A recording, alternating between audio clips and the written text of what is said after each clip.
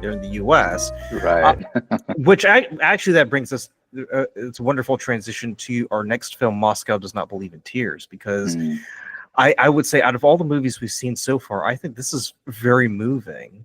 I mean, because there's mm, something that's just so there's something about it that I can't really put my finger on it, but I know that it's just a movie where you kind of feel something, right? And it's one of those films that kind of digs deep inside of you and kind of just grabs hold of you. And it's like, oh wow, these are feelings I haven't felt in like 20 years. mm, But but but but the movie starts off with Katerina. She works in a factory, and she's this young girl, and I think it's set in 1958 initially in part one. yeah.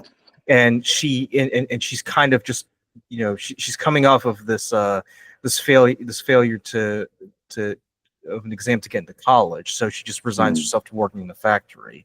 And she's living in a women's dormitory too, and she's living it with two other women.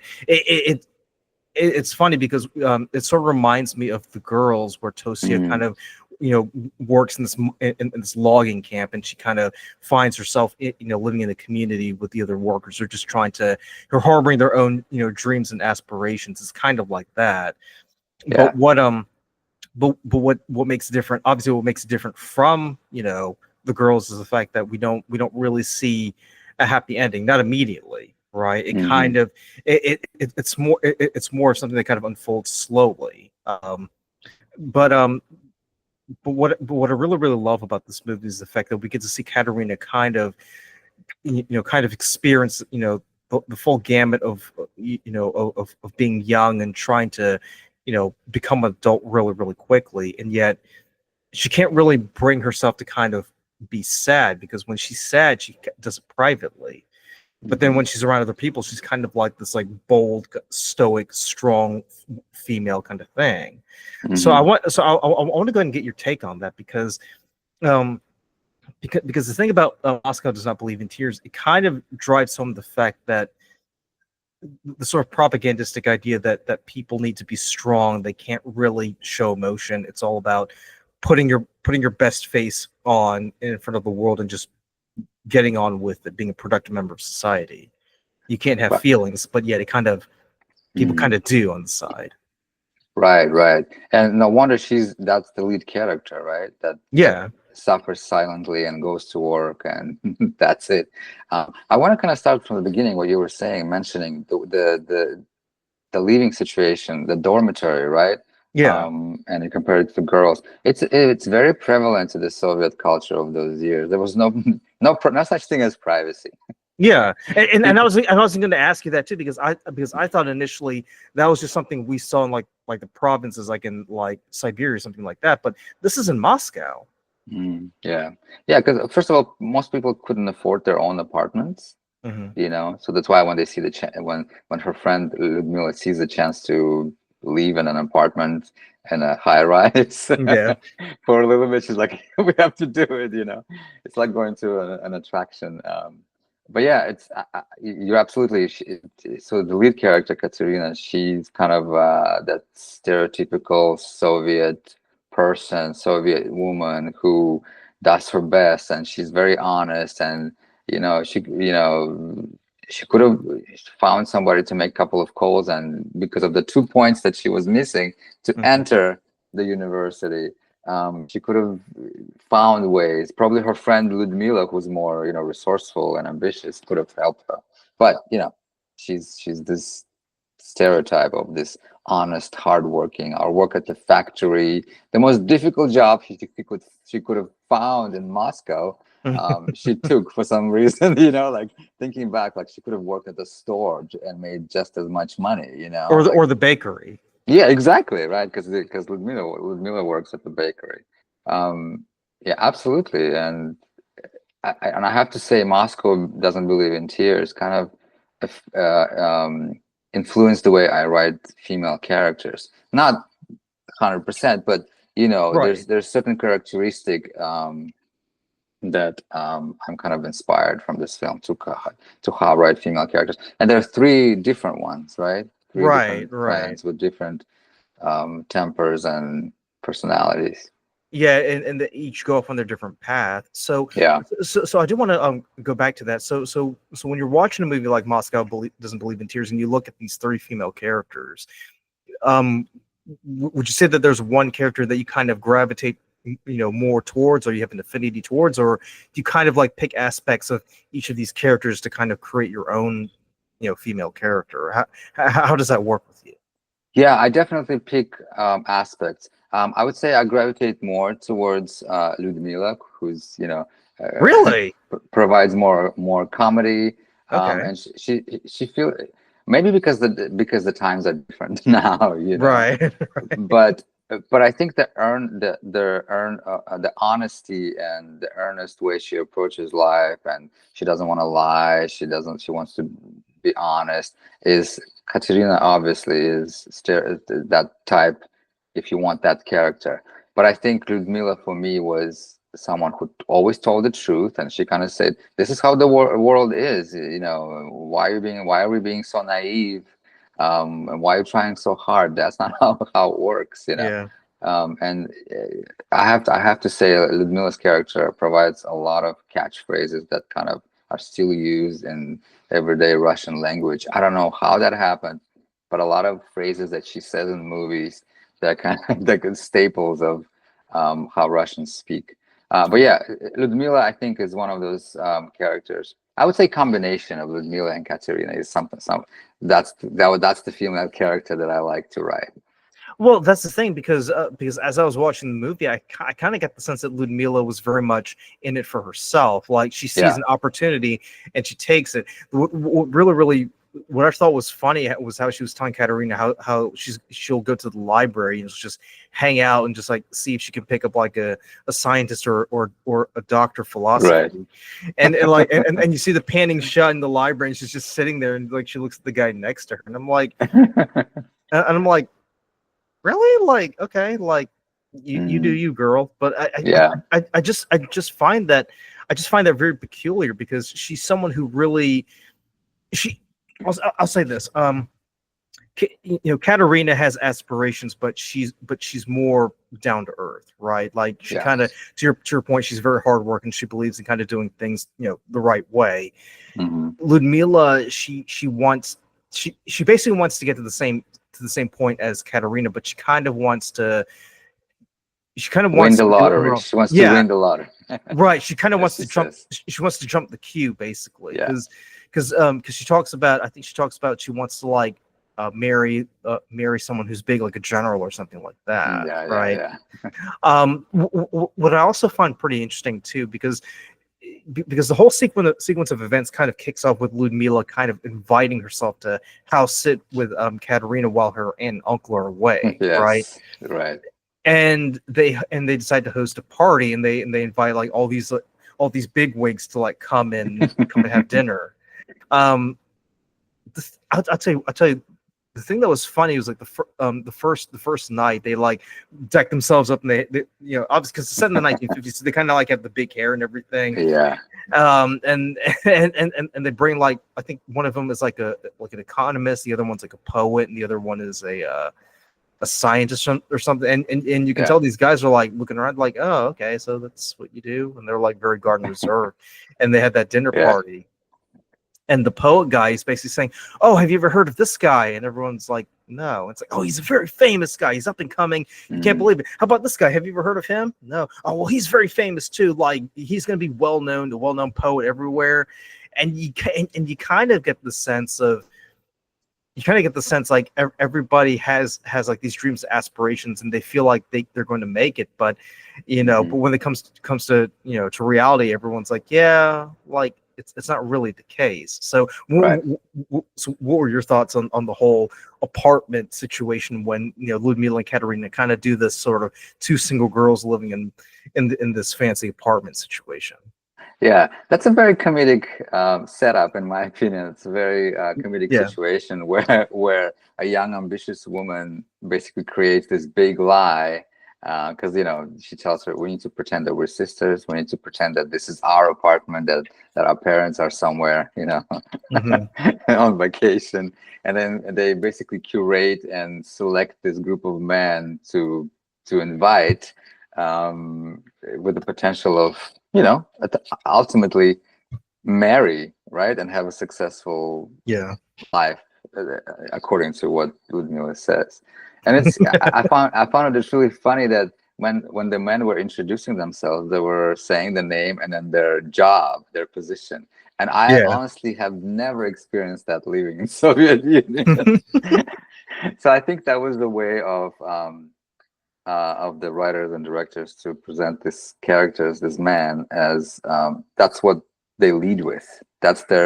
Whole that's their whole personality. A Yeah. scientist or a poet. Yeah, the poet was a very like sort of snobbish and young and idealistic and a little bit risque. I would say for that time in Soviet Union, because he was kind of referencing poets that were a little bit questioning the system, Yeah. which is interesting. The film wasn't made in 1979, so maybe it was a little bit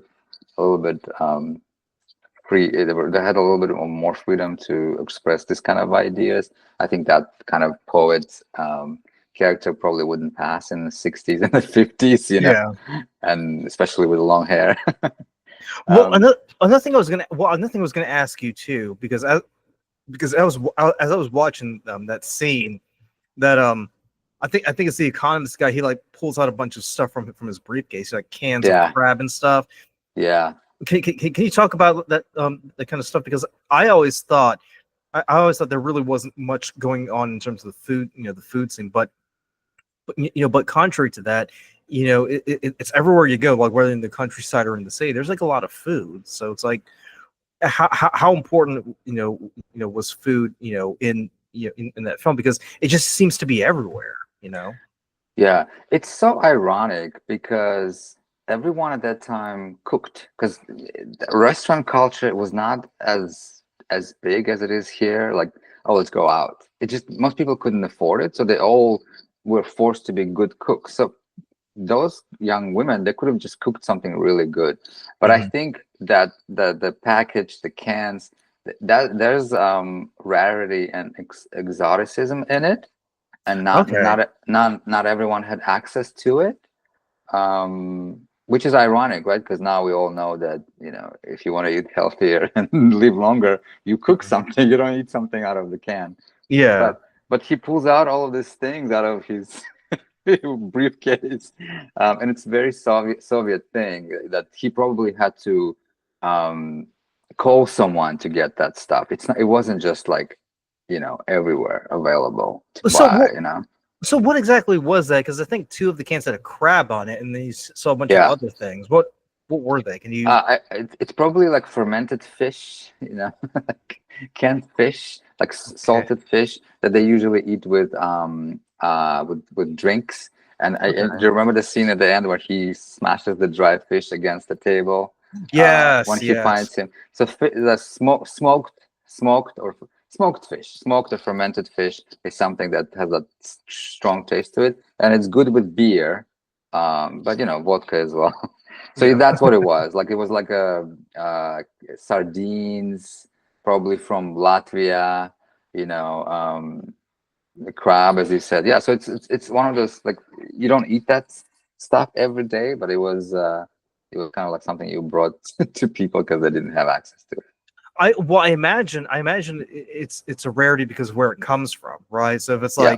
So if it's like crab from, I don't know, Kazakhstan, it's probably going to be exotic because it's so hard to get, or fish from Latvia because it's so far away. You know what I mean? Yeah, yeah. And there was a scene later in the film where he says, where he with her lover gives her a plate of apples, and he says from the south. So you're right. It's kind of like Moscow is it's a big city, but everything comes from somewhere. Right, right. It's not actually coming from Moscow itself. I actually have a funny story. When I was about 16, my mom, my sister, and my aunt, we took a train trip from where I was in Uzbekistan to Mhm. Moscow. It took us, I think, 4 or 5 days on the train. Yeah. And I remember my aunt brought these giant watermelons that are native to Uzbekistan, where we were. She Hmm. brought like few of them with her, And I was like, why? We're not going to see anyone. Why are you taking them? She said, don't worry. As soon as we arrive in Moscow, people will be like asking us to sell that to them so we can make a few bucks. Sure enough, as soon as we arrived at the train station in Moscow, people were just approaching us. Can I buy that from you? And these were giant, like Yeah, yeah. sweet honey melons. And yeah, and she just right there sold them to random people. It's just not available because of the climate in Moscow. You know, Yeah. it's cold. A lot of things are considered being exotic. So did she sell the whole thing, or was she offering to sell them, by the slice? No. They were like in this kind of case with like a ham kind of made case, and she just sold Okay. them. Yeah, no, she was not selling them by slice. No. Uh, okay. Yeah, Okay. people were just. I swear, as soon as she stepped out with this, people were just like, "Oh, a melon!" You know, it's like a it's something very like exotic. Like I don't know what's exotic in the States. I don't know, passion fruit maybe. You know, those Yeah. expensive. Yeah, that's exactly the same thing. You know, and just right then and there, they pull out the money from their wallet and thank you, bye. That's I remember. I so remember funny. watching. I remember watching the commentary for Amadeus because they shot that movie in Prague at that time. Mm, You remember the movie Amadeus, yeah, Milos Forman, and yeah. one of the actors, he brought like a pineapple, right? And Mm, everybody was like, "Is that canned pineapple?" Like, no, it's fresh pineapple. And the Czechs were like, "Oh my goodness!" Like word just spread throughout the yeah. state that this guy had fresh pineapples. That's what it made me think of. Oh yeah, yeah. Pineapples, bananas. I remember. It was very exotic. Yeah. Um, so yeah, I mean, besides food being such a central role in the movie, what I also find very very interesting is that Katerina kind of kind of like Yvonne, she kind of gets thrust into this adult scenario where she finds out she's pregnant, right? Hmm. Because she has this thing with a cameraman named Rudolph, who later changes his name to Rodion, but the fact that she finds herself in a situation where she has to have this baby, right? And you just feel for her because she's all alone, and it also made me angry too, because then that's the reason why I was surprised that you said Ludmila was your favorite, because I felt like Hmm. Ludmila was kind of responsible for this whole thing, right? Yeah. And Well, yes, absolutely. You're right. So it's I would say combination of the two. But Ludmila, I think no matter what, she was loyal. She was a loyal friend. She was always there. You know, yeah, and I bet if when something happens, she'll be the first one there. Yes, she appears self-serving, and she is in many ways. yeah, And she also tries to teach her friends to be that way because she thinks that's better than being naive and honest. hmm But yeah, you're right. When he basically rejects her because she got pregnant, and he doesn't want to do anything with her or the child. She kind of has to grow up and become a different person in a way. and she calls the mother too, and Mm, Katerina's yeah. like, that wasn't me, and then Ludmila's like, hey, he needs to step up, you need to help him out, or you need to Hmm. help her out, and the mother's like, here's some money, leave us alone. She's like, I can make my own way. And Hmm. part one ends with her just just sobbing to herself at night because she's all alone, Yeah. and you just feel for her because it's like, this is a woman who kind of you would think good things would happen to her, but no, like, she's in probably like the worst situation ever, because one of her friends got married, and another one, Ludmila, she meets this hockey player, right? Hmm. Yeah. And so here you've got Katerina, she's pretty much like the one, the one with the short stick. Yeah. But then when you get to part two, you come to find out she's actually doing pretty good for herself. Mm. She's the CEO of a factory, and her daughter is, I think her daughter is like, what, a teenager, or she's like 20 years old, because it's like 20 years later. There's like a huge time jump. Mm. And Yes. and here's something I wanted to ask you, because I read somewhere that that people who owned cars at that time in Soviet Russia, they had it made. They were like Yeah. they were seen as like, like, I guess, the nouveau riche, right?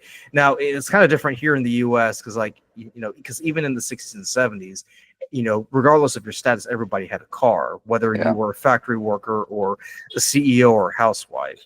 So how common or uncommon was it for people, let alone a woman, to kind of have their own vehicle and just drive around whenever they wanted to? Yeah, good point. It is very uncommon. Just to give you an example, we lived in a huge apartment complex, uh, maybe 300 people in that building, Hmm. and my dad had a car. It was a Soviet-made car, older Soviet-made car, and there was another person that had a car. So you could say that it's very rare, and it's a luxury. And this is Absolutely. out of 300 people, right, Yeah, living there. exactly. Yeah. Okay. Whereas not right now, I live in East LA, and there's no place to park. People have households have like 5, 6 cars per home. Yeah, so absolutely, you're right. Your car, especially a woman driving, it was kind of a rarity. So she's made it. Yeah, because it definitely. because even in a society that's supposed to preach egalitarianism, like in communist Russia, where men and women are equal, and Yeah, they're all vital members of the workforce. And to see a woman driving around in a car without a man in there, I would imagine that's very, people will probably do a double take and be like, well, what the heck is that, you yeah. know She must have a great job, a great position for sure. Yeah, and and we see what her life is like, because even though she's doing pretty good for herself, she's still really sad, because she's very lonely. hmm. Because she picks up a friend of hers, and you come to find out he's married, but his Yeah, wife and his daughter are away, and so they're kind of having a little thing going on here. yeah. But she also goes to a I guess, what would you call it, because they call it like a friendship club or something, but Oh, like a dating kind of yeah. club. Oh, Yes. and I recognize the actress Yeah. too, because she was in Office Romance. She was the secretary. Yes. Um, I mean, was that something that was common too, or was that more accessible to people of means back then? I don't think it was very common. I think in those days, kind of like here, people just met through their social circles or through their jobs. But she says something interesting to her, that in Moscow, there's 5 single women for 1 single man. So Yeah, and that's what I found so interesting too, because I'm like, I thought it would be kind of different. Like, I thought it would be very easy for someone to kind of find another person to kind of hook up. right, right, right, right.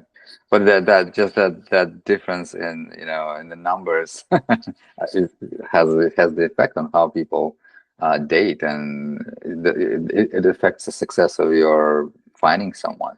So, and I believe that was probably the case. I don't think that came out of nowhere. I think that was based in reality, that there were far more women than men for some reason.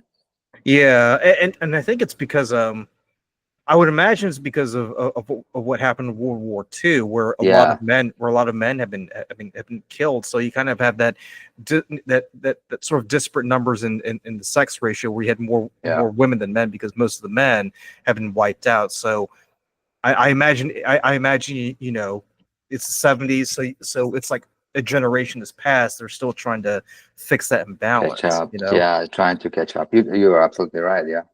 But what's interesting too, because we also find out Ludmila kind of, she went into this relationship thinking she's had it made, because Hmm. she's marrying like this famous hockey star, and you come to Yeah. find out, yeah, I think things aren't actually going so Hmm. good. So Right. Ludmila's your girl. What are your thoughts on what happens after that? It's pretty tragic, right? And I think in my writing, I gravitate towards having some tragedy, so I could kind of find my way out Hmm. out of it through writing it.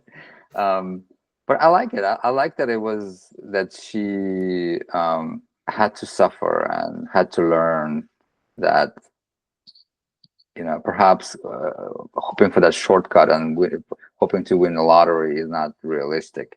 Um, but in a way, she still stays the same, right? Because later she kind of flirts with this general who turns out to be married, and that's a funny scene.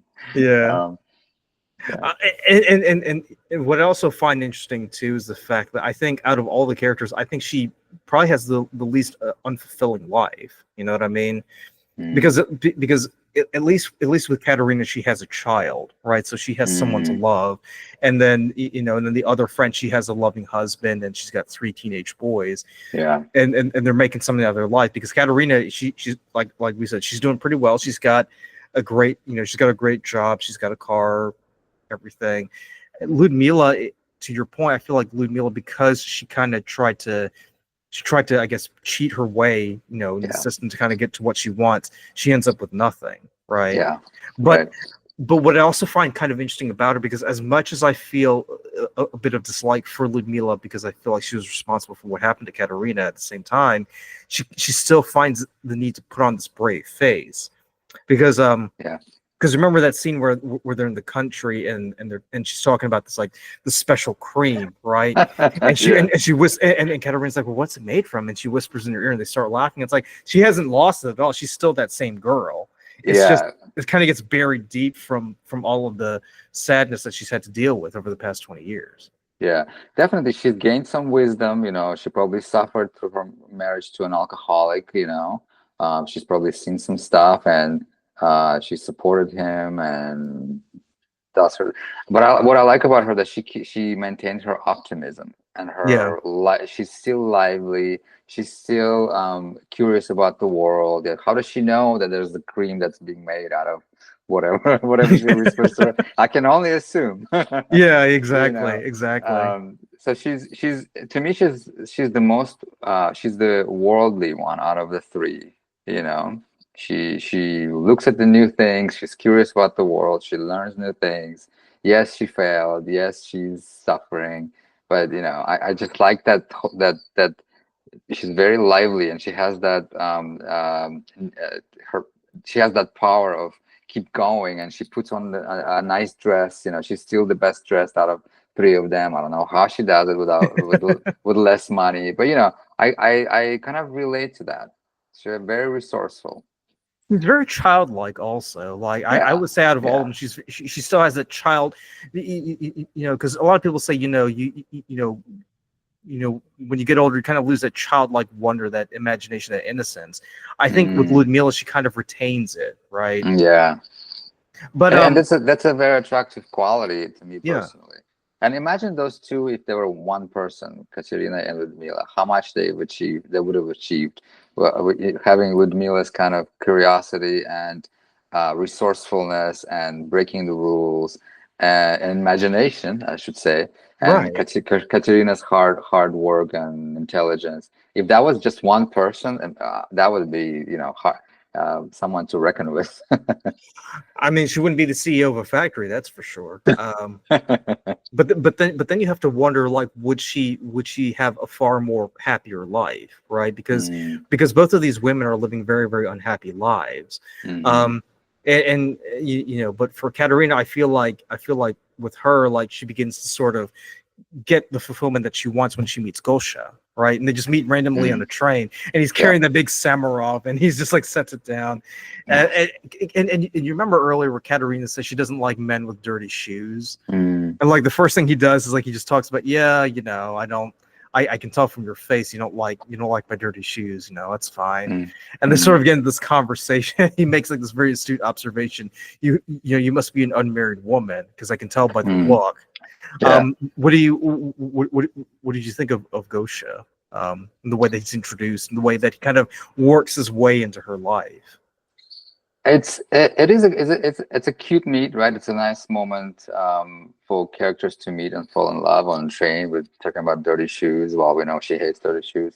I have to be I have to be honest. That character, the more years go by, that character it at times appears more and more misogynistic to me. But the film was made in 1979 Yeah, in Soviet Russia.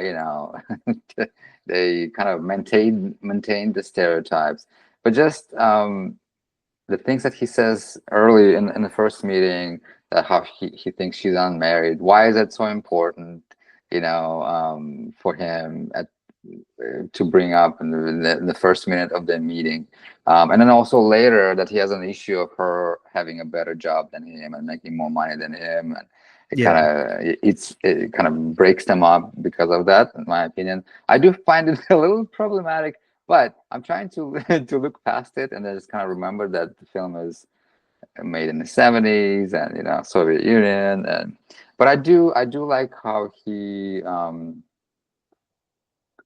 is very charming, right? And he's very kind to her, and he kind of a little too forceful in my opinion.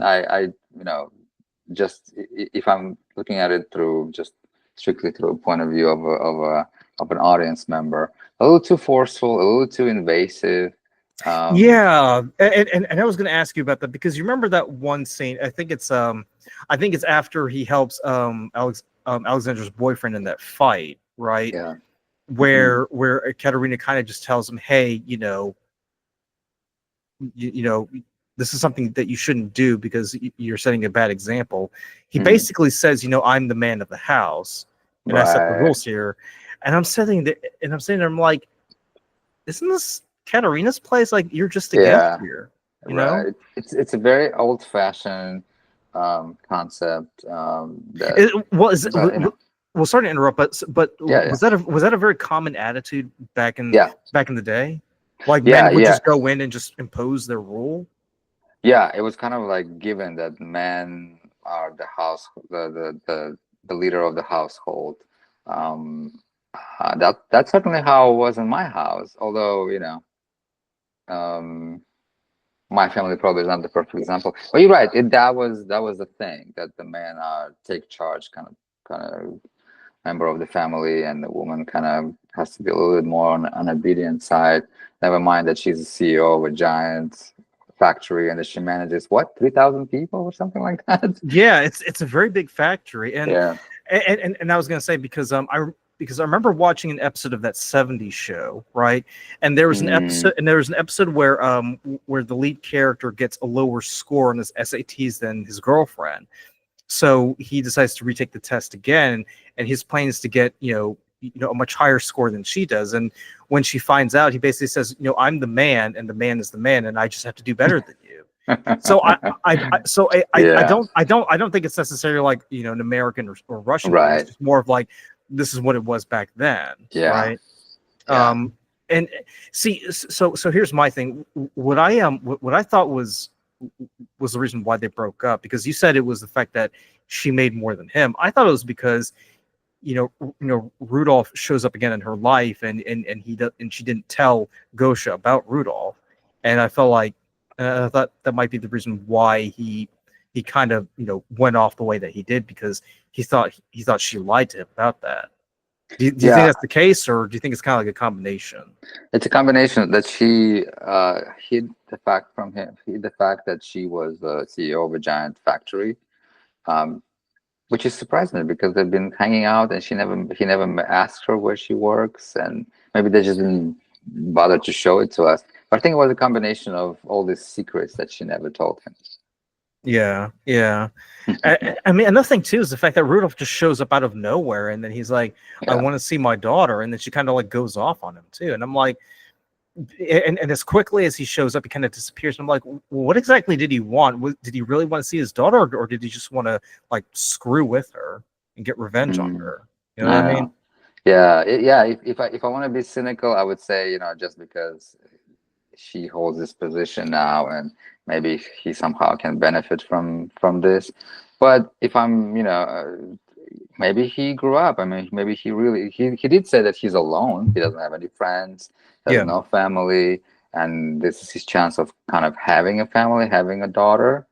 Um, so perhaps it's a combination of both. yeah. You know?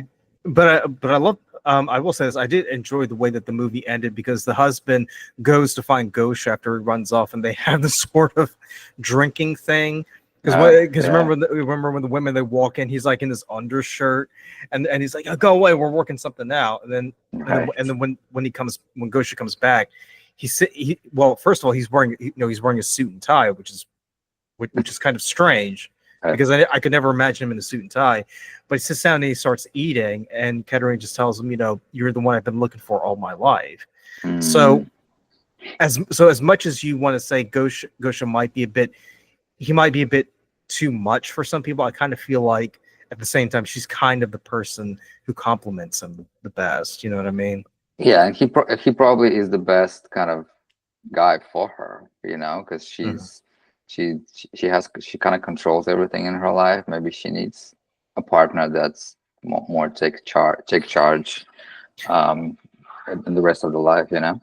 So another thing I want to ask you too, because Katerina is very much the strong, self-made woman. She kind of works her way up, through the ranks to get to where she is. Mhm. Was that typical for women to kind of be in that position, or did the film kind of do that as a sort of ironic move? Like, I think it is creating kind of the character arc. You can't have it all. You can work your ass off, but still kind of miss out on certain things, because otherwise the movie is not going to be relatable, in my opinion. And mhm, yeah, but I feel like the as a filmmaker, the more I write, the more I develop characters, the more I develop material. I'm kind of trying to step away from the fact that women, especially, I mean, they're kind of taking over a little bit, recently. mhm.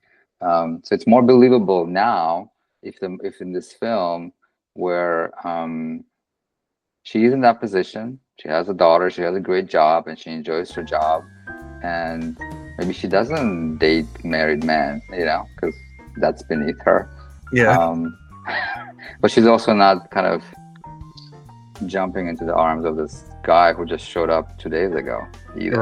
right. you know but Um, that's the whole film has that nostalgic tone to it, in my opinion. Like, that's a kind of nostalgic ode to Moscow and that Soviet lifestyle at the time. It's so very different now. Moscow is just kind of like New York. It's a big city, and people are jaded, and yeah, it's kind of it's like different. it's kind of like harkening back to a much simpler time. Yeah, definitely. So And that's why and yeah, that's go ahead. sorry and that's why people keep coming back to this film. People who speak Russian, the Russian speaking people, they coming back to this film because it kind of reminds them of that more naive, honest, simpler time. Yeah, because especially when we're talking about like when the movie begins, it's 1958, so it's very much the sort of when Moscow was slowly, or I should say Russia was slowly coming out of the aftermath of World War II, kind of trying to Yeah. like get back on its feet in the 1970 flash forward to 1978, where it's kind of like it's not on par with with the West, but it's kind of finding its way into creating its own version of what life is like in the 70s. Yeah. So I do want to switch to a comedy